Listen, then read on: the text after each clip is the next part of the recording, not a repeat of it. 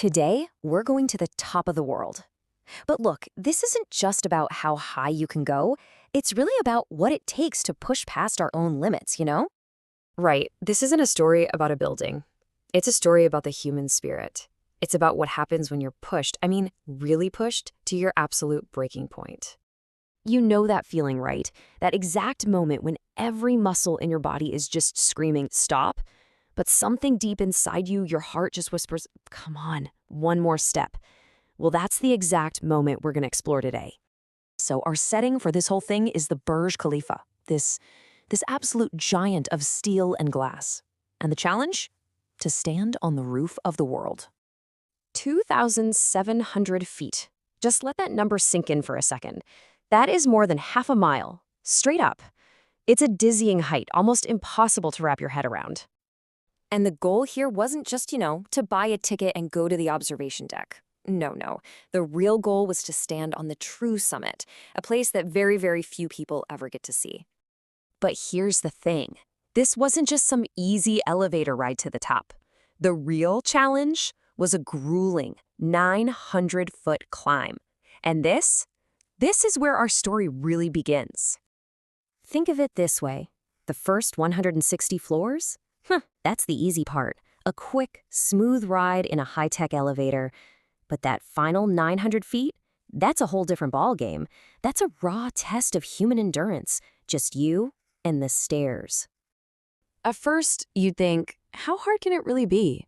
But as our climber very quickly found out, the reality was just this brutal, nonstop assault on his body and his mind. And this is where the climb completely changes. It stops being just a physical thing. It becomes a full-on war inside your own head.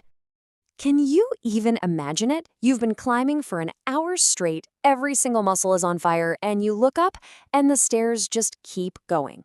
On and on. It feels like they're literally mocking you. And that's when that little voice of self-doubt starts to creep in. The question isn't, can I do this anymore? It's, why am I even doing this?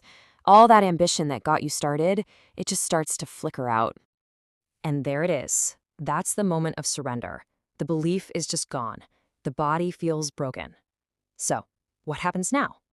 But you know what? Right there, in the middle of all that defeat, a little spark of hope appears. This is the story of how you find strength when you think you have none left. In that absolute moment of darkness, just one single thought managed to cut through all the pain.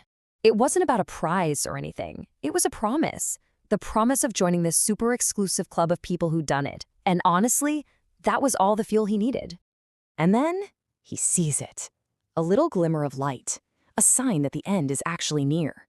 The pain starts to fade, and this huge surge of adrenaline kicks in. The thing that felt impossible is now right there, within reach. Those words just hang in the air, don't they? Such a simple sentence for such an incredible achievement. It's a mix of total awe, disbelief, and just pure, unfiltered victory. He actually did it. So, what does it actually feel like to be on top of the world? Well, it's not just happiness. It's this wild mix of emotions.